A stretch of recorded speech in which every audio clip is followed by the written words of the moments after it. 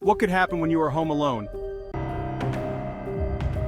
I am Thor, 24 years old. There was a time when I had to live alone, and that was when I was still in college.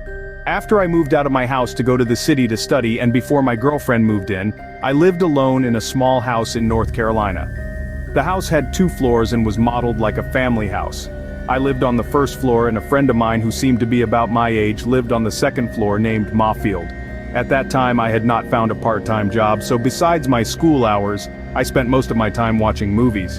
I don't know if anyone here is like me, but I watch horror movies quite often. Although I am very afraid of ghosts, I will have to spend an hour to fall asleep after watching a horror movie because of the haunting, but somehow I still like to watch horror movies like that. It's like it's become a habit of mine. Sometimes when I'm watching, I have to stop to look around the room, or even turn on the lights to check if there is anything around. Because I was alone that night, Mafield seemed to be not at home because I didn't see his car parked in the parking lot. But suddenly I heard footsteps on the stairs. My nerves seemed to have started working, and in the quiet space I could even hear my heart beating. I got up and opened the door to my room. Outside my bedroom was a very narrow hallway, next to the stairs, and at the end of the hallway there was a door leading to the bathroom and the kitchen. I don't know how coincidental it was that the hallway looked very much like a scene in the horror movie I was watching, and right under the stairs, there was someone standing there. The light from the street lamps outside shone in, allowing me to see clearly that it was a woman. And she was standing facing me.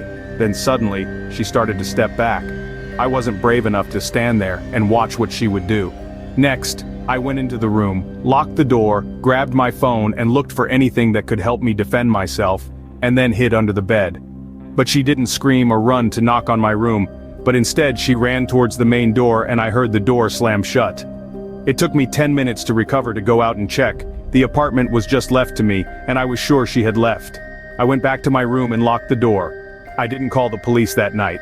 The next morning I called the landlord and my friend upstairs. And what he told me really shocked me. The woman who broke into the house the night before was Mafield's ex-girlfriend, and they had a conflict of some kind that made her swear to kill him. I still wonder what she would have done if she had mistaken me for Mafield that night. This happened when I was 12 years old. That night my parents are away and I had to stay home alone until almost midnight. Like you, I was told by my parents many times not to socialize too much with friends on the internet. But back then, because I was still a child, the more I was forbidden, the more I did it, and I liked the feeling. Most of my friends on social media are people I don't know in real life, just feel like each other and create a group to chat.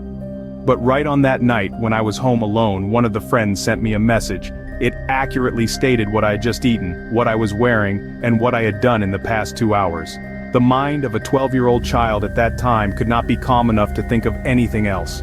My computer is next to the window, and at that time I thought he, the person who was supposed to be in a different country, had found my address and was following me from outside the window. I crawled under the blanket and shivered nervously until my parents returned. After a while of checking, my dad found out that someone mysterious had accessed the computer somehow. At that time, it would work like a camera. He could monitor me whenever he wanted. And that's why even after 15 years have passed, now I'm 22 years old, but the cameras on my devices are all covered with a layer of opaque tape. And this is Creep Factor. Thank you for taking the time to watch the entire video. And if you like this video, please click like, share and subscribe to the channel for more interesting contents.